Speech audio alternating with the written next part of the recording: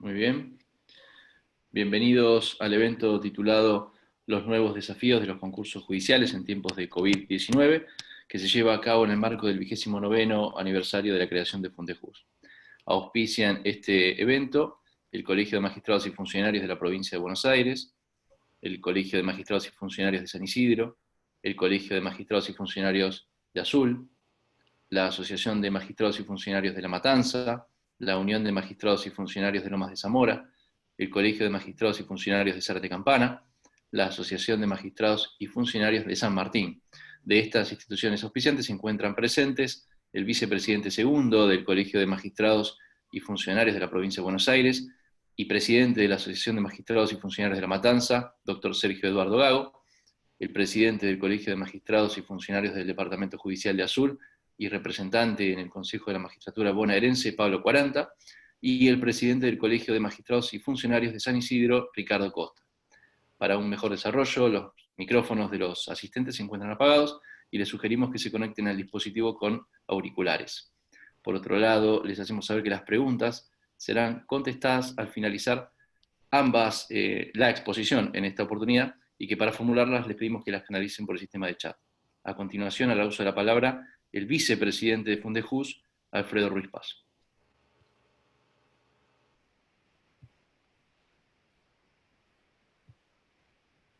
Vamos a otorgarle audio.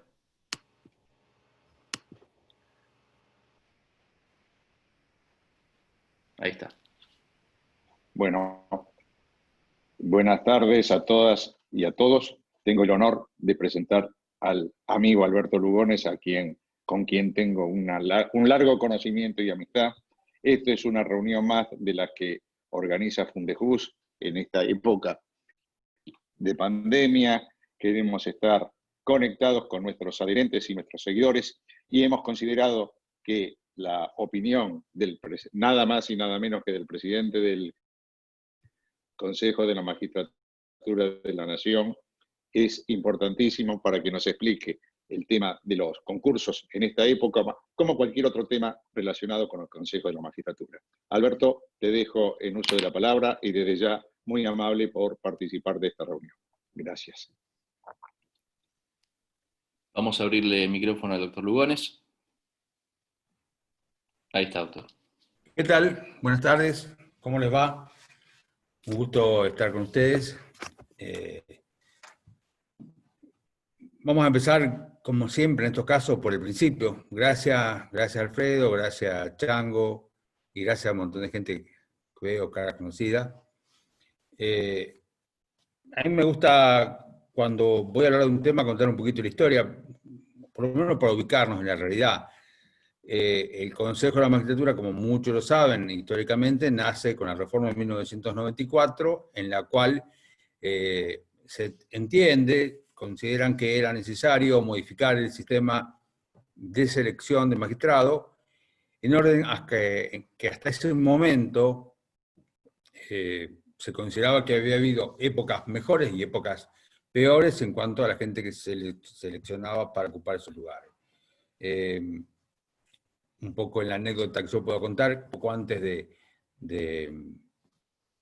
que empezara a funcionar el Consejo de la Magistratura en la reforma 94, esto es en el año 98, empieza a funcionar, había ocurrido por lo menos un caso que yo recuerdo puntualmente, que era un fiscal que actuaba en la justicia federal y que no tenía título.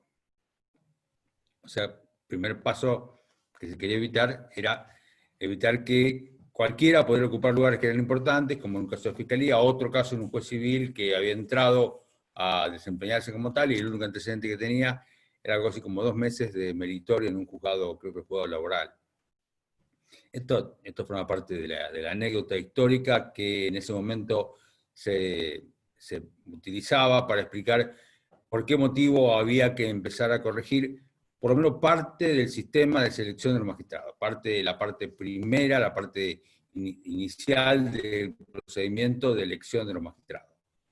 En aquella reforma, el proyecto consensuado entre entonces presidente Carlos Menem y el expresidente en ese momento, Raúl Alfonsín, acuerdan, entre las reformas que se hacen, la incorporada del Consejo de la Magistratura, órgano que ustedes saben, aquellos que han estudiado un poquito el tema, que viene fundamentalmente de la Europa continental.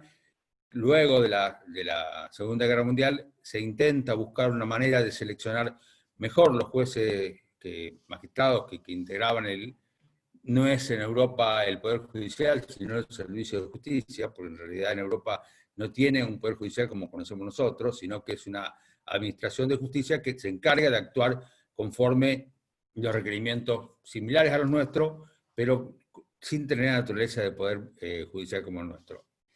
Y ahí empieza una de las primeras cuestiones. El Consejo de la Magistratura se busca para darle mayor independencia, cuando en realidad nuestro Poder Judicial, siguiendo el esquema de funcionamiento del sistema de Estados Unidos, es un poder con propias facultades, que para ir solamente una mención, desde el caso Marley versus Madison, claramente era un poder que estaba facultado para limitar el accionar tanto del Poder Legislativo como del Poder Ejecutivo, y esto le daba las características propias del poder. Con la reforma se intenta fundamentalmente, el artículo 114 y 115 de la Constitución reformada, de dar a este cuerpo que se crea la posibilidad de garantizar la independencia del Poder Judicial. Ahora vamos a ver un poquito en el tiempo, solamente para mencionar, la primera integración del Consejo tiene que ver con la Ley 24.937/39, la que yo le llamo ley reglamentaria del Consejo, e históricamente, después de mucho negociar, en muchas discusiones, en las cuales seguramente alguna discusión de Fundejus estuve ahí escuchando y opinando, acompañando a quien era otro estudioso del tema, que era el doctor Claudio Kipper, a quien después acompañé como consejero, él era consejero y yo su asesor en el ámbito del Consejo de la Magistratura. La primera integración del Consejo de la Magistratura, como todas estas cuestiones en las cuales tienen que distribuirse entre representantes de distintos ámbitos, del poder político, del poder legislativo, del ámbito jurisdiccional, de los abogados, de los académicos, llevó casi más de 3 años para poder aprobarse la ley, que estableció 20 miembros, en realidad 19 más la 24.939, uno más. Eran 4 jueces, 4 abogados, 4 senadores, 4 diputados, un representante del Ejecutivo, 2 académicos, y con la 24.939 el presidente de la Corte.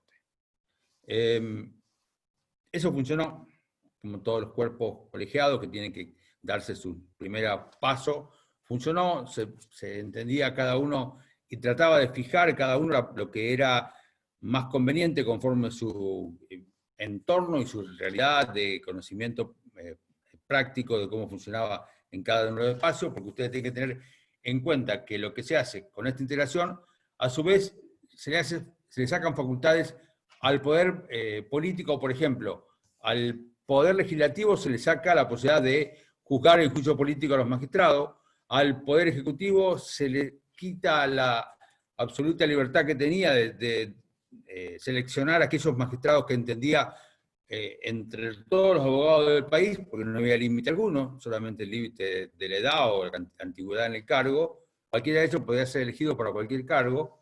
A la Corte se le saca el ámbito disciplinario que tenía en orden a la posibilidad de sancionar a los magistrados, y también a la Corte se le saca de alguna forma el ámbito administrativo en lo que se refiere a la administración del Poder Judicial de la Nación.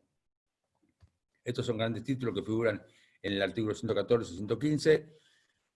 En aquella primera integración, la Comisión de Selección de Escuela Judicial estaba definida en la ley como algo que debía ser decidido por la mayoría de las 2/3 partes de los integrantes del Consejo de la Magistratura, lo que llevó en aquel momento a una integración de 12 miembros. Las 2/3 partes eran del Pleno, los 12 miembros creo que estaban los 4 jueces, los diputados, intervenían también los abogados, y después, en el transcurso del tiempo, este sistema funcionó bien en lo que se refiere a por lo menos a mi modo de ver, el tema de quién era el jurado que iba a intervenir en la primera etapa de los concursos de oposición antecedente. En esa primera etapa se establecía que el jurado estaba integrado por un juez, un abogado y un académico. Esta integración me parece que fue buena, funcionó de hecho en la primera parte, y luego con la 26.080 cambia la integración del Consejo, nos vamos a 13 miembros en lugar de 20, Ahora, la integración de la comisión de selección, prevista específicamente por la ley, establece que van a estar integradas por los 3 jueces, va a estar integrada por los 3 diputados, el representante del Ejecutivo y el único representante académico queda con posterioridad a la reforma de 1900. Esta fue el 98, aquella fue el año 2000, 8 años después, 2006, 2007, si no recuerdo mal. La nueva integración, la integración de 13 miembros, tiene, a mi modo de ver, un problema que es lo que se ha planteado en el último tiempo, porque hay una gran intromisión de los aspectos políticos, de los sectores políticos en el ámbito del Consejo. Entonces, hoy, ustedes leen en cualquier medio periodístico más o menos que esté uno o el otro lado de la grieta, y los que estamos representando en el Consejo de la Magistratura ya no representamos jueces, ya no representamos abogados, ya no representamos académicos, todos somos K o anti-K. Uno se cansa de decir que cuando uno integra el Consejo de la Magistratura, integra en nombre de aquellos que los eligieron, es representante de aquellos que los eligieron. A mí me eligieron los jueces con el voto positivo y voto negativo. Es decir, aquellos que me eligieron apoyándome para que fuera a representarlo en el Consejo, o aquellos que decidieron que fuera otro para que lo representara. Pero nosotros no tenemos, como entienden, la cuestión mediática o los medios, que nosotros estamos ahí para representar un sector político. Yo no voy a negar, y siempre lo he dicho, yo soy un viejo radical alfonsinista. En mi previa a integrarme como funcionario en el ámbito del Poder Judicial, pero yo no entré para representar ni a un partido político, ni a otro, ni a un espacio, ni a otro. Mi función es tratar de que, como juez, lograr que el Poder Judicial funcione. ¿Cómo se logra, conforme yo veo, para el común de la gente, el Poder Judicial funcione? En este ámbito en el que hoy nos reúne, es elegir, y siempre lo digo así, y a veces parece que no se entendiera.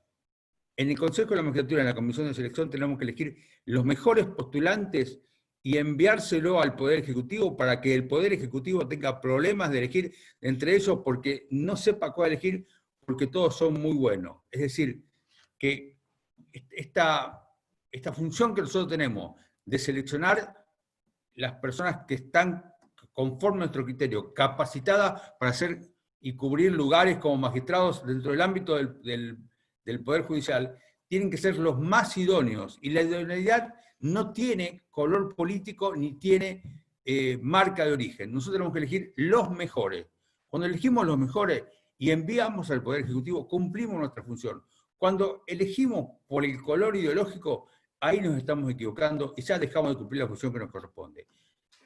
A mí me tocó asumir como presidente los mediados de febrero, y entre las cosas que yo planteo es que la elección de aquellos que van a ser propuestos al Poder Ejecutivo para que el Poder Ejecutivo luego elija y los proponga como juez, tiene que basarse en 2 cosas. Tiene que ser un concurso rápido, lo que sería celeridad, tiene que ser un concurso pristino, es decir, la absoluta transparencia del concurso. ¿Y cuál es el objetivo? ¿Qué es lo que tenemos que elegir? Las personas más idóneas, conforme creemos nosotros, que deben ocupar cada lugar que está vacante para ser reemplazado. No podemos trabajar de otra manera. Si no tenemos claro que tenemos que elegir los mejores, bajo estos parámetros, celeridad y transparencia, indudablemente el Consejo de la Magistratura no está cumpliendo su función. Si el Consejo de la Magistratura entiende que debe seleccionar personas de uno u otro contenido ideológico, cualquiera sea eso, el que me guste a mí o el que le guste al otro, está errando el objetivo que se le dio al Consejo de la Magistratura. Porque si dejamos el esquema, volvemos al esquema originario, tenemos que ir al sistema como estaba antes, en el cual el Poder Ejecutivo elegía a aquellos que eran afines ideológicamente, no elegía por la idoneidad, elegía solamente por aquellos que entendía que iban a ser los que mejor iban a desempeñar la función como él quería. Yo sigo sosteniendo que esa no es función nuestra. Nuestra función es elegir los más idóneos y después que el Poder Ejecutivo, dentro de esa idoneidad que está garantizada, elija a aquellos que son los que a él le gusten más, porque claramente tiene esa facultad discrecional. Esa facultad discrecional que tenía el Poder Ejecutivo antes de la reforma de 1994 no se modificó en lo más mínimo. Sigue siendo una facultad discrecional para elegir dentro de la terna que nosotros le enviamos. Ahora el Poder Ejecutivo no puede salir a pescar en un amplio mar para elegir los candidatos. Tiene que pescar dentro de lo que nosotros establecemos como los más idóneos para ocupar esos lugares. Vuelvo un poco para atrás y les cuento un poquito cómo está funcionando ahora en estos últimos años, a partir de la reforma de la ley 26.080, cómo está funcionando. Esa ley reduce el número de integrantes del Consejo, a su vez, esa ley modifica la integración del jurado. A partir de esa ley no hay más esta distinción que existía antes de un representante de los abogados, uno de los académicos y uno de los jueces. Ahora son todos académicos. La nueva ley establece que los jurados serán todos académicos. Y ahí queda colgado en el aire, de alguna forma, que después se encontró alguna solución, los jueces que no son académicos y quedan absolutamente fuera de todo el sistema, los abogados que no son académicos. Los abogados dejan de tener participación en la selección de magistrados. Y esto es muy grave, porque cuando se crea el Consejo de la Magistratura y que se intenta tener representación de jueces, sectores políticos y abogados, lo que se busca es que los abogados puedan tener una visión, puedan acercarnos esa visión distinta a la que podemos tener los que estamos dentro del Poder Judicial y a su vez escuchar las opiniones del ámbito político y de todo eso, de todo ese encuadre, poder lograr la elección de los mejores. Esto es lo que está faltando, me parece que en esta integración actual, la posibilidad de que sean 4 jurados solamente académicos no es la solución que yo entiendo es la que buscaban los legisladores o lo que buscaban aquellos constituyentes cuando crearon el Consejo de la Magistratura. En tanto en aquella integración como la de ahora, los jurados se sortean para integrar dentro de la lista que nos mandan las universidades, por distintas especialidades, obviamente, civiles, penales, especialistas en derecho laboral, en derecho a la seguridad social, y nosotros logramos este año que pasó y que se termina de establecer en el último tiempo, que haya una categoría de profesores de derecho constitucional y derechos humanos, porque entendíamos que cualquiera sea el ámbito en el cual se seleccionaran, sean civiles o penales, quienes estaban debiendo ser los que elegían a través del examen que tomaba y la corrección del examen, aquellos que pudieran poner la pata constitucional y de derechos humanos en el ámbito de la selección de los magistrados. Eso entendíamos que al final logramos que se aprobara, con un voto en el cual no hubo distinciones, como a mí me gusta decir, no hubo distinciones políticas. El primero que apoya mi postura de incluir entre las distintas categorías los profesores de Derecho Constitucional es el doctor Tonelli, el doctor Pablo Tonelli, que es representante del PRO, con lo cual eso indica que no estábamos tan errados en el esquema que haya representantes en los integrantes del jurado, gente que participe de la materia de Derecho Constitucional, porque eso indudablemente, Derecho Constitucional y Derechos Humanos son el eje que la Constitución estableció también, la Constitución del 94, como forma de lograr una mejor formación de todos los profesionales que van a participar en los concursos. Creo que esto es repetido y conocido, que los concursos en el ámbito del jurado, el ámbito de nuestro consejo, se hace en 2 partes, un examen escrito, una que se llama oposición de los postulantes, el examen antecedente, en los cuales se establecen el puntaje conforme el ejercicio profesional que han tenido, la especialidad que tienes, los títulos de posgrado que tienen, lo que han publicado, si son docentes, esto le da la segunda parte, los antecedentes. El examen de oposición normalmente ha sido un examen de oposición escrita, En alguna parte se obligaba y se exigía como una segunda parte un examen de oposición oral. Eso no funcionó demasiado bien en el Consejo y al poco tiempo se dejó sin efecto. En el supuesto del examen escrito es una materia, es central la posibilidad de que sea secreto, que no haya forma de determinar quién es el que escribió ese examen. Tampoco vamos a ser todos tan ingenuos de decir que esto siempre ocurre, pero hay que buscar por todas las maneras posibles, de todas las formas posibles, que esto así ocurra, porque esto hace la base de la oposición. Si no, ¿cómo podemos determinar quién es mejor y quién es peor? En aquella primera parte en la cual estaba el Chango, en aquel consejo, solamente se hacía el examen con la Constitución Nacional y los tratados internacionales de derechos humanos, los códigos procesales. Luego de eso, una modificación que se permite que uno lleve libros, que lleve sentencias que se han dictado. No me gusta esta forma, porque en realidad para hacer una buena sentencia uno tiene que manejar por lo menos la Constitución Nacional, los tratados internacionales de derechos humanos, los códigos, y con eso sobra.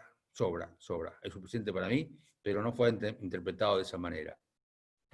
Aquel sistema, a su vez, nos daba, o sea, cuando teníamos el resultado de la corrección del examen de oposición, nos llevaba a una posibilidad de tener lo que era la corrección del jurado, luego se unificaba, primero, y esto es casi un detalle, pero es bueno que lo sepan, cuando se terminaba de dar el examen, a cada examen se le ponía un código alfanumérico, luego, cuando era corregido el examen, ahí recién se establecía que a través de ese código alfanumérico quién era aquel que había corregido y que había dicho esa sentencia y conforme este código. Luego, cuando se ha individualizado a las personas que habían hecho ese examen, se unificaba con la calificación antecedente y de ahí salía la primera orden provisorio de todos aquellos que habían participado del concurso. Luego de establecer el orden provisorio, se producía el plazo de impugnación. En plazo de impugnación, en este nuevo sistema que está funcionando en el Consejo de la Magistratura, se divide la comisión de 8 miembros, se divide en cuatro comités que van a hacer lugar o no a las impugnaciones que se emitan respecto de este resultado provisorio. Una vez aprobado el dictamen del comité por la comisión, se va a establecer un orden de mérito que ya va a ser el orden de mérito de la comisión. Previo a las entrevistas en la comisión se va a establecer el examen psicotécnico. Esto se incluyó en la época en que estaba el Chango en el Consejo, por una iniciativa de él, un examen psicotécnico para determinar que no sean seleccionados personas que tengan problemas serios psicológicos, fundamentalmente, o psiquiátricos, porque en realidad también ocurre que gente con esas características en algún momento ha participado en el concurso, y bueno, en algunos casos ellos no han pasado a la etapa siguiente. Luego de ese psicotécnico se va a la entrevista en la comisión. En la entrevista en la comisión se tienen que establecer ciertos conocimientos desde el punto de vista doctrinario y de las distintas materias que tienen que ver con el concurso que está participando. Se tiene que determinar a su vez su idoneidad desde el punto de vista ético, en lo posible, en cuanto pudiera determinar esa idoneidad. Ciertas posiciones en orden a ciertas cuestiones que son centrales. A ver, como solo a modo de ejemplo, en algún momento se le preguntó a un postulante qué opinaba de la ley, qué opinaba de la pena de muerte, y él sostuvo la necesidad de la pena de muerte, cuando nosotros sabemos que la Constitución Nacional está previsto que no puede ser motivo en ninguna clase la pena de muerte, y asimismo nuestro país, cuando adhiere el pacto de San José de Costa Rica, también está prohibido esta posibilidad de tener una reglamentación que lo establezca. Esta persona lo sostenía. Algún caso puntual que es anecdótico, pero me parece que es interesante. En algún concurso se le preguntó a un magistrado que pensaba de aquel momento histórico en el cual existía en nuestro país la subversión, ya que él había estado actuando como abogado, como juez en ese momento, y que había renunciado por considerar que no sabía por qué motivo había renunciado. Se le pregunta qué es lo que opinaba, ¿qué haría si volvía a ocurrir algo parecido? Y esta persona dijo, bueno, llegado el momento volveré a renunciar, demostrando que le gustaba ser juez en las fáciles, se le complicaba ser juez en las complicadas, en las difíciles. Otro ejemplo que pasó en el último año, a un postulante que intentaba ser juez en un juzgado electoral, se le pregunta a él cómo veía la política de género en orden al respeto de lo que está previsto, la integración de las listas de las mujeres. Ustedes tienen todo conocimiento de que ya hace bastante tiempo la integración de mujeres y hombres se tiene que respetar la paridad. Esta persona, cuando empieza a hablar sobre qué hablaba de la cuestión de género en la elección de los candidatos de los distintos partidos políticos, él planteó que él estaba de acuerdo con la ley del tercio que establecía la ley, que se había establecido hace varios años atrás, que ya había sido superada por la ley de paridad, con lo cual indicaba que de esa materia, por lo menos de esa materia, no le había faltado estudiar la última parte en su previa al examen. Cuando se establece el orden de mérito de la comisión, es una especie de orden de mérito definitivo, ahí se vota en la comisión para quienes se consideran las personas más idóneas, teniendo en cuenta cómo venía el orden de mérito provisorio, la corrección y ahora las entrevistas personal. Ese orden de mérito definitivo va al plenario del Consejo. El plenario va a tener que definir luego de una entrevista en la cual es meramente formal, pero como no todos los integrantes del Consejo integran la comisión de selección, tienen en este ámbito la posibilidad de hacer una pregunta, si así lo entienden necesario, o en su caso no hacerla, pero luego van a tener que aprobar todos ellos con los 2/3 de los votos la integración definitiva que se va a enviar al Poder Ejecutivo. Las ternas que se envían al Poder Ejecutivo, la ley originaria decía que se debía enviar una terna para el primer cargo, por la primera vacante, y luego sumarle una persona por cada nueva vacante que existiera. Esto fue modificado. Ahora se envía una terna por cada vacante. En consecuencia, antes enviaban, vamos a suponer que había 6 vacantes, se enviaban 3 más 5, 8. Hoy, si hay 6 vacantes, se envían 18 personas. Esto que tenía el objetivo de permitirle al Poder Ejecutivo una mayor amplitud en el ámbito de personas, o el número de personas que podía elegir, puede llevar a que en algunos casos, como ha ocurrido en muchos concursos, no se designe a ninguno de los 6 primeros.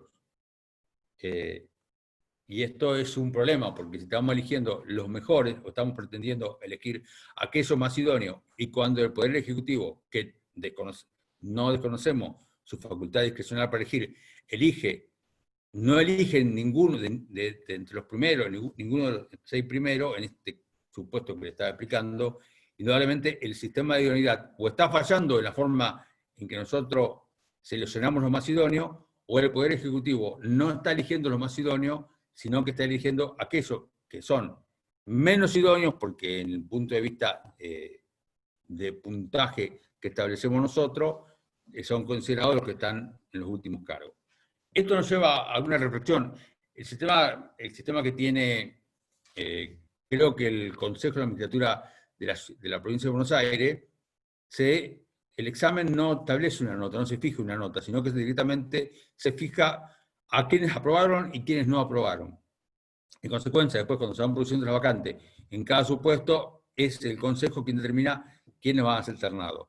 Nosotros tenemos esta limitación de alguna forma, que van los 18 primeros, en el supuesto que yo le decía, en el supuesto que sea una vacante irán los 3 primeros, en el supuesto que sean 2 vacantes irán los 6 primeros, y en algunos casos la gente supone que estando primera o estando segunda son quienes tienen el derecho a ser elegidos. Claramente esto no es así, debería explicarse más. Acá no hay quien gane el concurso, acá el que sea el primero o sea el segundo es lo mismo, acá lo que se debe garantizar, y cuando se debe seleccionar, es garantizar que todos los que pasan a la instancia definitiva, que es la instancia del Poder Ejecutivo, sean seleccionados los más idóneos, y todos los que están ahí, aunque no sean los primeros 6, en el caso de las 6 vacantes, aunque no sean los primeros 2 en el caso de que hubieran 2 vacantes solamente, todos esos están idóneos y la idoneidad después será un esquema a tener en cuenta por el Poder Ejecutivo, pero nada impide elegir dentro de aquellos otros que, conforme al puntaje, deberían ser una menor calificación, pero que nadie puede discutir su idoneidad.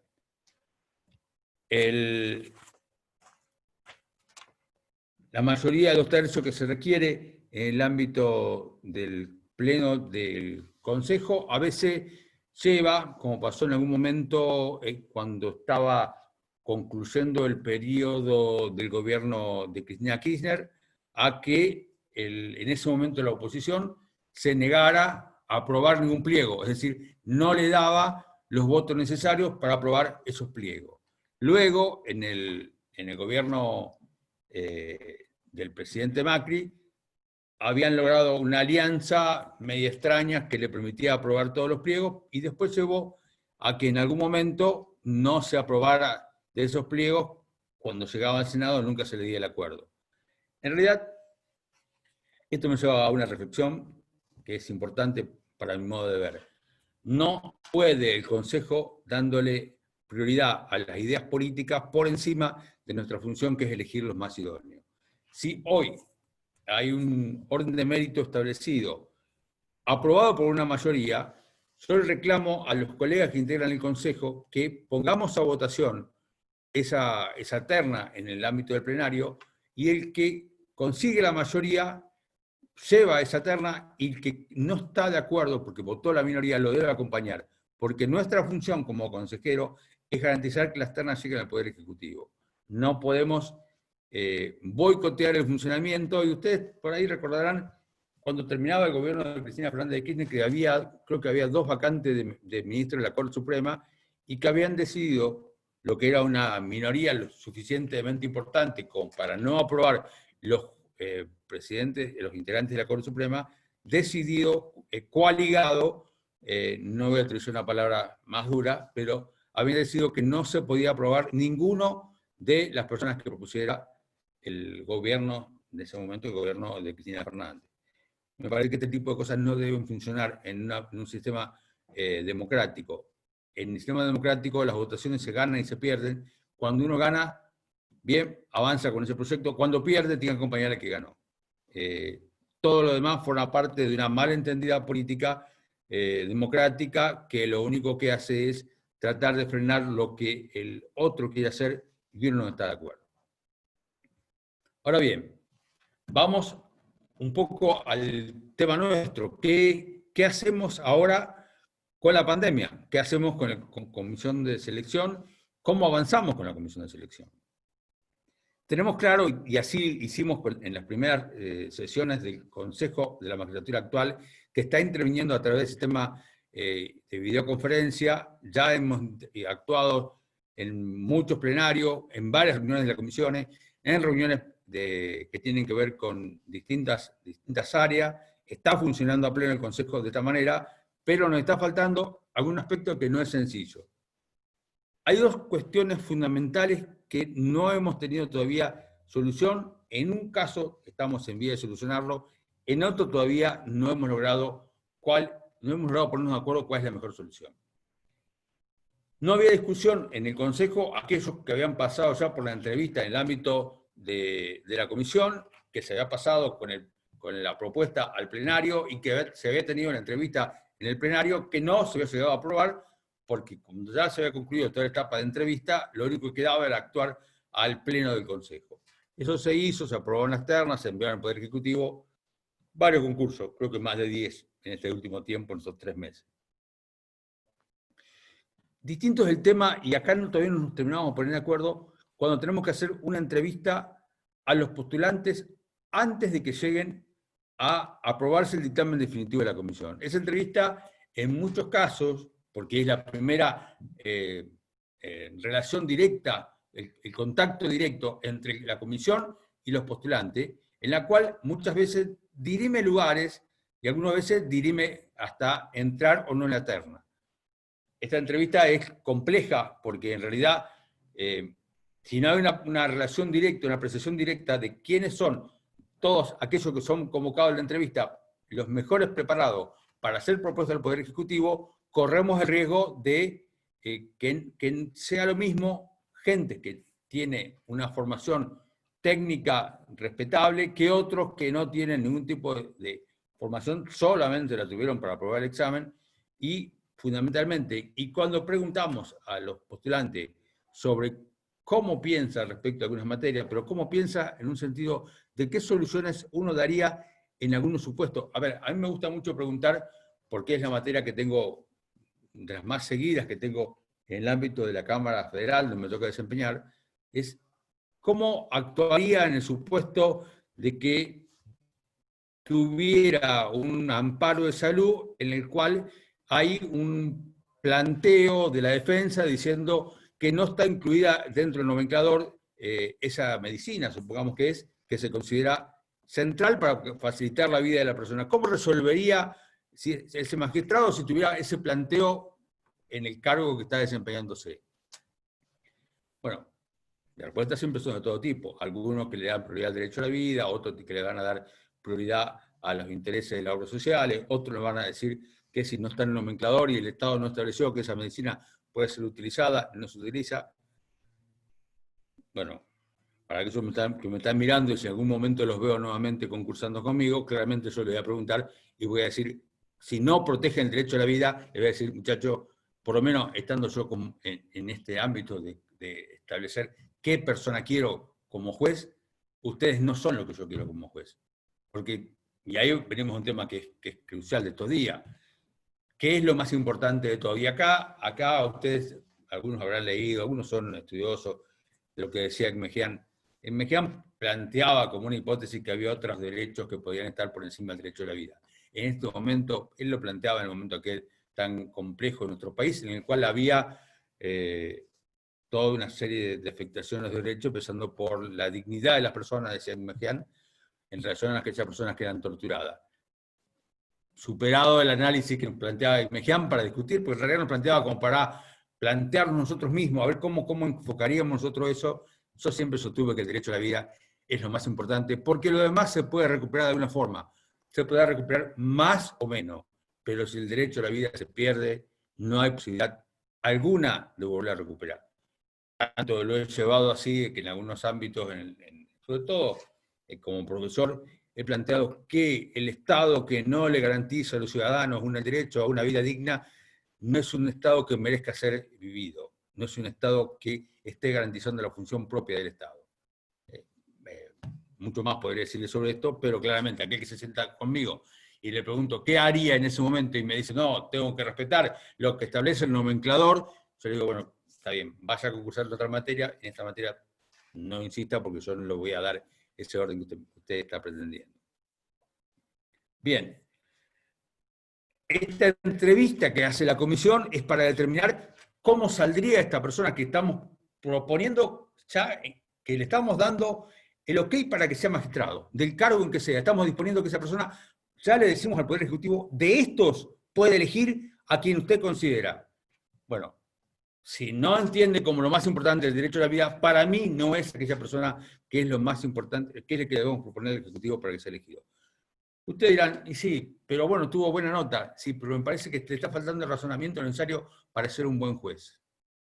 Porque el juez que no le da prioridad al derecho a la vida, que no le da prioridad al derecho a la salud, que no tiene al ser humano como central en el funcionamiento de cada una de nuestras decisiones que tomamos, como eje central en lo que hace a la forma en que ejercemos la profesión, y para mí es un ser humano que le está faltando algo, un funcionario o un abogado que en su formación le está faltando recorrer un poquitito más ese camino que lo lleve a tener la idoneidad necesaria para poder resolver estas cuestiones.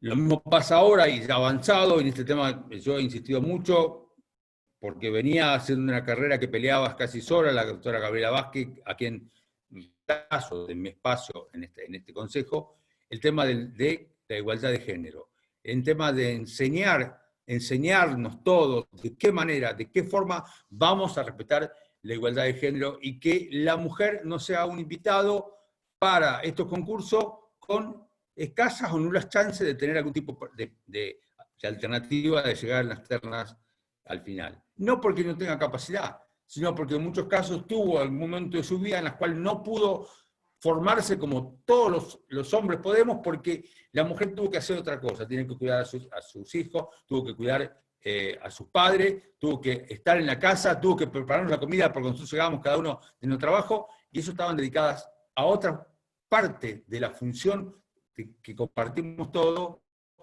y que a veces no se tiene en consideración. Bueno, eso también es un tema que le voy a preguntar y le voy a reclamar que por lo menos tengamos una persona, un ser humano, hombre, que entienda el derecho que tienen las mujeres a estar igualadas en esta posibilidad de ser seleccionadas. Y nosotros tenemos que garantizar que eso ocurra. No voy a hablar de ese tema mucho más porque tenemos para toda una charla larga sobre el tema, si quieren, en algún momento, por lo pronto, haber planteado, aplicar una sanción a un magistrado por haber cometido abuso, cometido violatorio de la igualdad de género y violatorio del derecho que tienen las ciudadanas mujeres a ser respetadas, como ocurrió. Es la primera vez que se aplicó o se intentó aplicar en el Consejo una sanción por acoso laboral basado en la cuestión de género. No logré imponerlo, la votación salió favorable, pero no en esos términos, pero seguiremos insistiendo. En un país en serio tienen que empezar a igualarnos en todo, en los derechos que tenemos y en el respeto que nos merecemos. Bien, ¿cuál es la alternativa entonces que pensamos que podíamos resolver para esta entrevista en el ámbito de la comisión? Y es esta, que pensamos de tener una videoconferencia con cada uno de los postulantes y que no sea pública hasta que terminen todas las entrevistas y después recién de que terminen todas las entrevistas, grabada esta videoconferencia, tener la posibilidad de establecer este orden de mérito.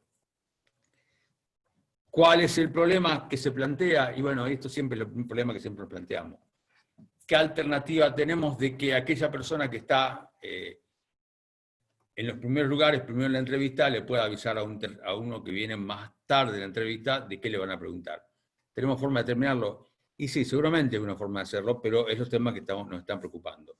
¿Cómo vamos a evitar que la persona tenga, como yo puedo tener acá atrás, una mampara grande con todos los temas que van a preguntar y las grandes cuestiones que debo saber? Y porque tampoco podemos mandar a una persona que vigile en cada uno en su casa a ver si tiene esto que está, o que tenga la posibilidad de que alguien de atrás le esté tirando los títulos de aquello que debe resolver, o aquello que debe contestar. Bueno, todas estas cuestiones las estamos resolviendo en orden a la entrevista. Y si nos estamos planteando esto en orden a la entrevista, imagínense para hacer un examen, la otra alternativa que está para suplir el examen que hoy tenemos escrito, un examen oral, que el jurado tome examen oral a todas las personas que se inscriben en un concurso, y el esquema de ver establecer un temario que, una vez sorteado, sea el temario sobre el cual se pregunta. Otra vez volvemos a este mismo problema.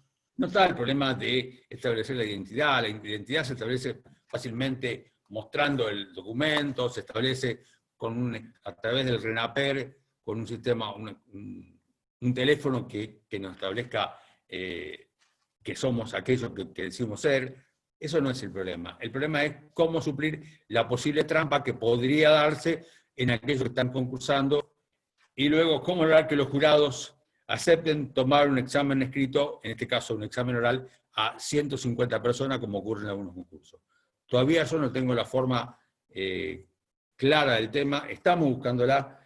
Ya medio que estamos resolviendo el tema del psicotécnico, porque después que el médico que se encarga en el ámbito del Poder Judicial de hacer este examen psicotécnico, que forma parte de una parte también relativa a lo psicológico y a lo psiquiátrico, después de mucho tiempo logramos parecer que se están acercando a la postura que nos permitiría hacer esta entrevista no tan veloz como la hacía normalmente, pero lo podría llegar a hacer. Y entonces ese es el punto que nos está quedando hoy. La gran cuestión es examen oral, sería una solución. El examen escrito, salvo que sea en una computadora que se le provea y que él tenga que trabajar sobre esa computadora y que esté imposibilitado de trabajar, pero no tengo claro cómo podemos evitar que se nutra de otros elementos que se puedan facilitar la solución. ¿Cómo puedo lograr que la computadora sobre la que él trabaja no pueda introducirse algún tipo de pendrive y que le asegure la solución a los posibles temas que pueda haber?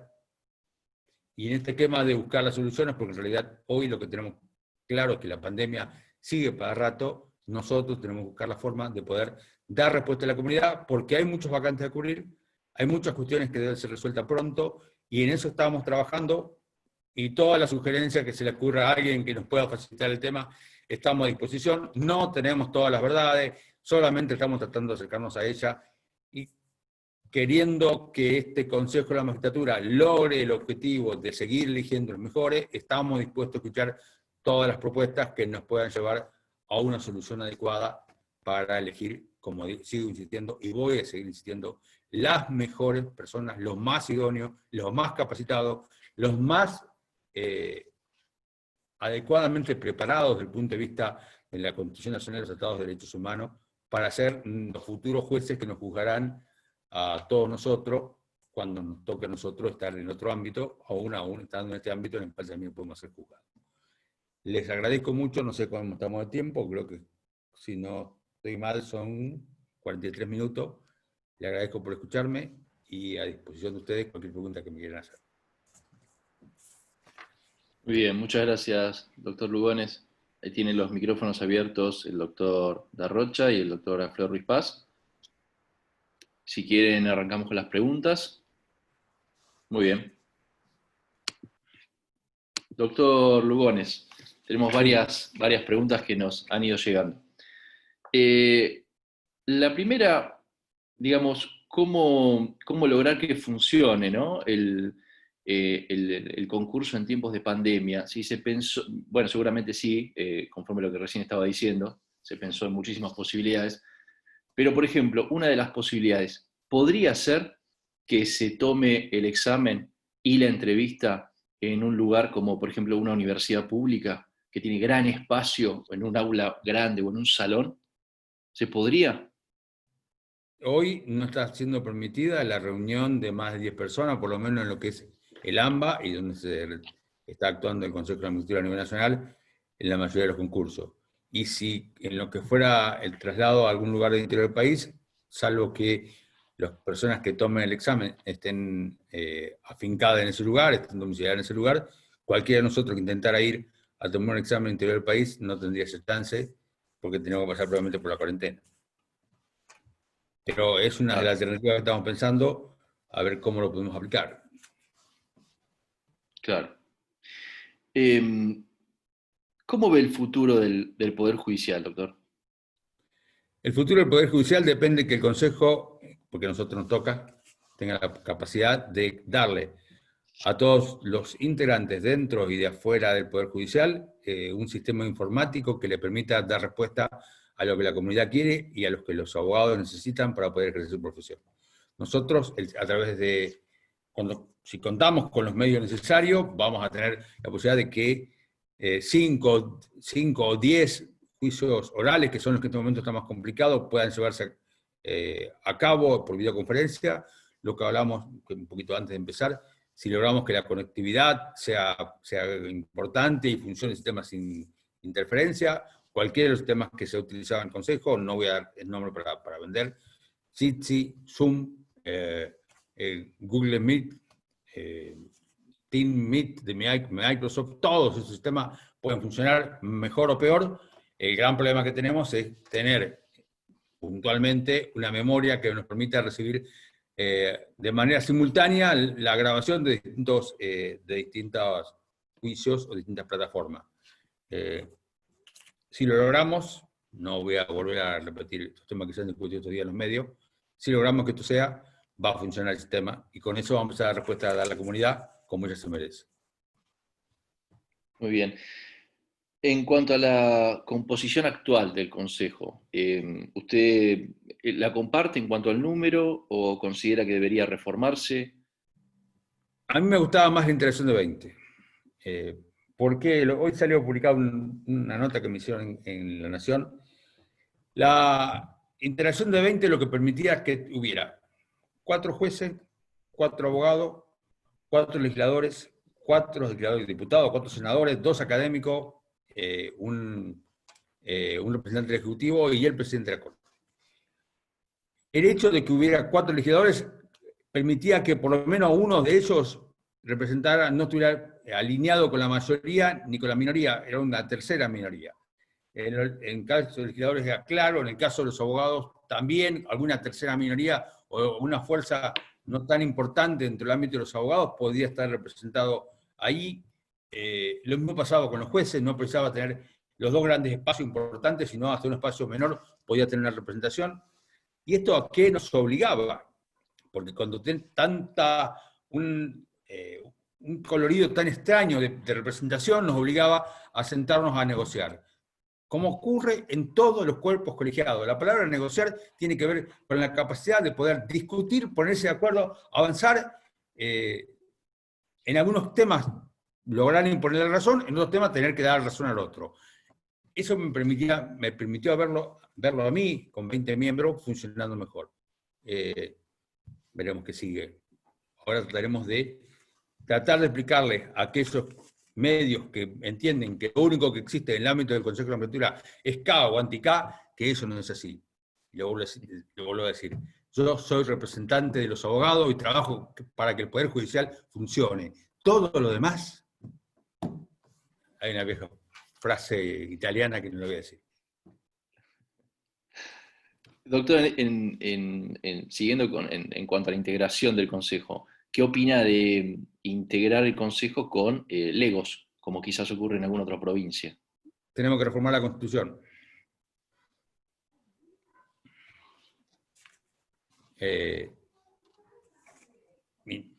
Empezar para reformar las leyes, la 24.937 establecía que eran abogados, la 26 y la 80 daba algún resquicio que a su vez llevó a una solución judicial, en el caso Godoy creo que fue, que llegó hasta la Corte, y la Corte no llegó hasta la Corte porque no se apeló, se estableció que todos tenían que ser abogados. En algunas provincias funcionan no abogados, pero en tanto y en cuanto hablemos de abogados, representantes de abogados, o jueces, representantes de otros jueces, estamos suponiendo que son todos ellos abogados, salvo que uno ejerza sin ser. Muy bien. Doctor, una pregunta en relación al ingreso como de empleados al Poder Judicial. ¿Debería ser por concurso o selección? ¿Usted qué opina sobre esto? Eso tuvo a su vez un armado en lo que se llamaba la ley democrática del Poder Judicial. No me parece mal que para entrar al Poder Judicial pueda darse un examen y se exija un examen para ingresar. No forma parte del esquema. A ver, yo no tenía nadie dentro del Poder Judicial, yo no conocía a nadie, yo entré porque alguien que conocía trabajaba en la habilitación civil de la Cámara Civil de la Capital Federal y me dio un cargo, del último cargo de categoría, y de ahí, ahora acá. Entonces, mi ejemplo es, se puede llegar a donde uno quiere, los límites los pone uno mismo. Sí, es así. En cuanto a un concurso, ¿no? Un aspirante a un concurso determinado, esto ya quizás es más de reglamento, pero ¿podría obtener los exámenes de otros concursos similares? Bueno, hay un caso, lo que se puede llevar, y está específicamente establecido, qué se puede llevar para el momento del examen, es ahora la Constitución Nacional, tratados internacionales, los libros que tienen que ver con las materias que se concursan, los códigos, incluso códigos comentados, pero algunos fallos de la Corte, que ya empezamos ahí a entrar en lugares más finitos, claramente algunos fallos de las cámaras, también estamos muy finitos, y en ninguna parte se permite que uno lleve los exámenes de otros concursos, así se estableció específicamente, no se puede ir a copiar uno del concurso de otro postulante que participó en otro concurso. A ver, el examen del concurso no parece ser un instrumento que forme el material necesario para resolver una pregunta como es una pregunta relativa a la oposición, al examen de oposición. Esto fue resuelto por el Consejo y se decidió que esa intención era claramente abusarse de un derecho, o usarse de un esquema que no estaba debidamente clarificado en orden a todo el material que se puede llevar. Y, doctor, ¿se podría acceder antes del examen, digamos, acceder a los exámenes que han dado otros concursantes en otros concursos similares? No debiera poderse acceder, se puede acceder para que uno sepa cuál es el criterio para escribirse. Lo que no puede hacer es llevarlo para copiarse. Esto es lo que pasó. Yo no puedo llevarme los exámenes hechos por otros concursantes en un concurso similar para copiármelo y en consecuencia fraguar el funcionamiento que se pretende en orden a demostrar mi capacidad técnica para resolver un examen. Muy bien. Con relación al perfil de juez buscado, doctor, ¿ese perfil varía conforme al fuero o a la materia que se esté buscando? En algunas cuestiones puntuales, como yo le expliqué, sí, no es lo mismo un magistrado que concursa para un fuero comercial que un magistrado que concursa para un fuero en el cual tiene, por ejemplo, los federales no penales de todo el país que tienen competencia en materia de derechos, amparo de salud, amparo relativos a cuestiones en las cuales se puede poner en riesgo la vida o la salud.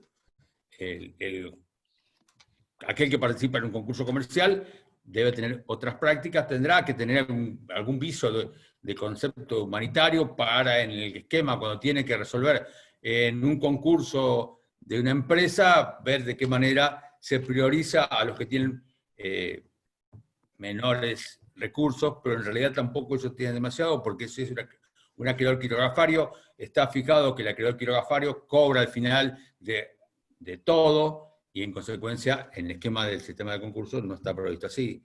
No puedo a él aplicarle este derecho a proteger a todos los ciudadanos cuando la propia ley establece prioridades en orden a cómo se cobra. Muy bien.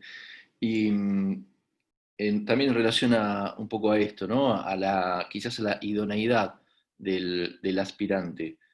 Teniendo en cuenta los distintos parámetros que se toman en un concurso, ¿no? Entre los mejores promedios, los mejores antecedentes y la puntuación. ¿Cómo se hace para sortear la franja etaria, ¿no? Entre un aspirante de 30 años con un aspirante que tenga 55 años, teniendo en cuenta que el puntaje se asigna también por trayectoria, supongamos ya por poseer el título? La idoneidad, la capacidad que tenga la persona para hacer un mejor o peor examen. No tiene garantizado una persona que tenga 55 años, con todos los antecedentes que puede haberse nutrido en toda su vida, garantizado estar en la terna, porque si aquella persona, cuando vamos al examen de oposición, aquella persona que saca 100 puntos, y hay personas que sacan 100 puntos, y uno los mira y los respeta y entiende que son superiores a uno, por lo menos desde el punto de vista de idoneidad técnica, entran a competir ellos con aquella persona que tiene más edad y que puedan tener más antecedentes. Y ahí viene el esquema que nosotros decimos en la entrevista, porque en ese momento es muy sencillo poder determinar quién de los dos está mejor preparado, conforme siempre el ojo arbitrario de aquel que lo juzga. Porque yo voy a actuar de esta manera como lo planteé claramente ante ustedes, otro lo va a ver de otra forma, otro se va a ver reflejado en que el que tiene la edad, porque él tiene la misma edad que la persona que está escuchando, va a pensar que le debe dar una posibilidad para hacerlo. Esto forma parte de esta decisión arbitraria que nos permite a nosotros, nos permite, entre comillas, seleccionar los que entendemos mejores. claramente hay montones de cosas que se entran a jugar, montones de cosas que se consideran, y en definitiva pasa por el buen ojo o mal ojo de aquel que tiene, en definitiva, votar en un sentido u otro, porque en realidad pasa por ahí. Siempre y cuando el criterio nuestro sea objetivo, en orden que nosotros pensamos que es el estilo, perfil o mejor tipo de juez, eso es válido. Sí, lo que estamos planteándonos es porque eso no me gusta, porque, y lo voy a decir con todas las letras, porque intervino en lo que se llama justicia legítima. Hoy leo el diario, no importa que una persona que pueda ser administrador del Consejo de la Magistratura haya actuado 2 años, no sé cuánto tiempo, como administrador del Poder Judicial y haber seguido con la frente alta y aplaudido por todos los que integraban ese consejo, entre los cuales había muchos que no eran de su ideología, pero lo único que le importa a un diario que sale hoy es, se va a designar administrador a una persona que fue el fundador de Justicia Legítima. ¿Y qué? ¿Eso le impide ser un buen administrador del Consejo de la Magistratura? Debieran entrar un poquitito a ver la historia de ese administrador y los administradores que vinieron después en el Consejo de la Magistratura, algunos de los cuales se enteraron dónde estaba el Consejo de la Magistratura el día que vinieron a jurar, porque antes no se había enterado, y otros que públicamente te dicen cuando te reunís, yo tengo muy buenos contactos en los servicios. ¿Ustedes creen que no lo dicen? Así me lo dijeron. A lo cual yo le dije, ¿y qué? Acá estás trabajando de administrador del Poder Judicial, no administrador de la CIDE. Si querías trabajar de administrador de la CIDE, de la AFI o de algún otro organismo que dependa de alguna otra fuerza de seguridad, para decirme que tenés muy buenos contactos ahí, te confundiste de persona con la quien se lo planteaste. Bueno, muy bien, muchas gracias, doctor Lugones. Vamos a habilitarle el audio al presidente de Fundejus, el doctor Darrocha. Doctor Darrocha tiene audio. Gracias, Juan Pablo. ¿Qué tal? Los saludo, aunque estamos desde el principio acá escuchándolo al doctor Lugones. Muchas gracias, Alberto, por tu disertación. No fue casual que te invitáramos porque lo que queríamos nosotros era tener un desarrollo muy amplio del organismo que en este momento presidís.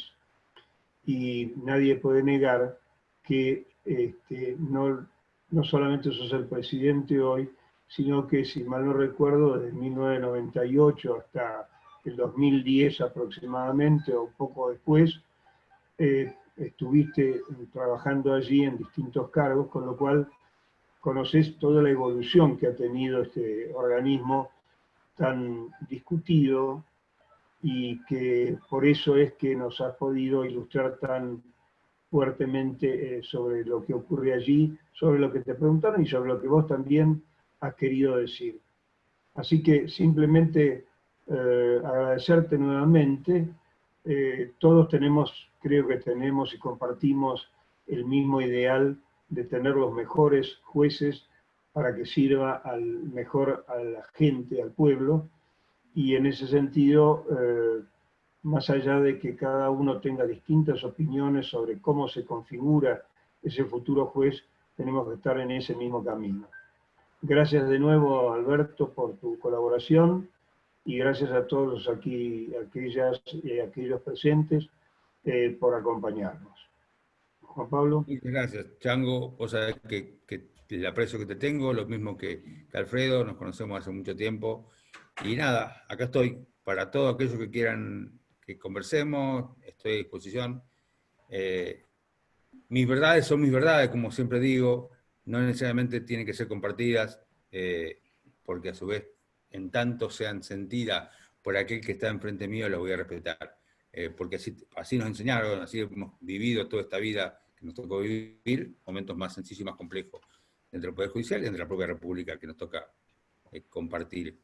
De nuevo, gracias, a disposición como siempre, y insisto, cualquier cosa que se nos ocurra que nos puedan ayudar a que solucionemos las cuestiones de mejor manera, a disposición. Los oídos abiertos para escuchar opiniones que puedan ser, que serán todas valiosas, más o menos después podrá ser que nosotros la podamos aplicar o no.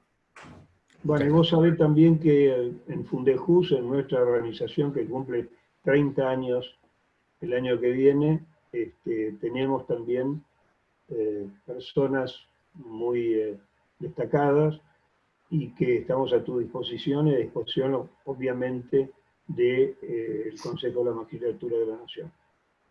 Muchas gracias.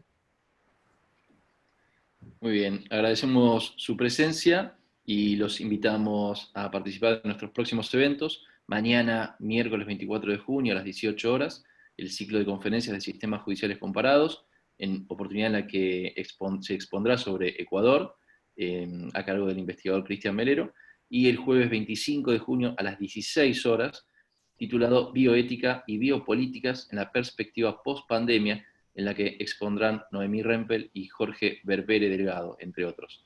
Podrán inscribirse a través del correo institucional de la Fundación y los invitamos a seguir en contacto con nosotros a través de nuestras redes sociales y demás canales institucionales. Tengan buenas tardes. Buenas tardes.